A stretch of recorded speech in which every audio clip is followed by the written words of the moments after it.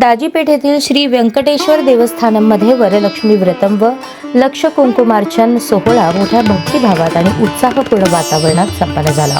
हिंदू धर्मातील महत्त्वाचे मानले जाणारे हे व्रत श्रावण महिन्यातील पौर्णिमेपूर्वी येणाऱ्या शुक्रवारी केले जाते.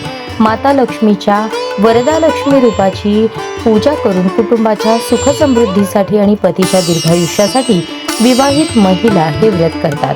पौराणिक कथेनुसार चारुमती नावाच्या भक्त स्त्रीला देवी लक्ष्मीने स्वप्नात दर्शन देऊन हे व्रत करण्यास सांगितल्याची श्रद्धा आहे. या व्रतामुळे अष्टलक्ष्मींच्या पूजेचे पुण्य प्राप्त होते अशी धार्मिक भावना आहे. त्यामुळे दरवर्षी मोठ्या संख्येने महिला या पूजेत सहभागी होतात. यंदाच्या सोहळ्यात 3000हून अधिक सुवासिनी महिलांनी सहभाग घेतला. या पूजेचे पौरोहित्य तिरुपती येथील किरण स्वामी यांनी केले. दाक्षिणात्य वाद्यांच्या मंगलमय स्वरांनी मंदिर परिसर भक्तिरसाने न्हावून निघाला असून संपूर्ण वातावरण आध्यात्मिक उत्साहाने भारावून गेले होते.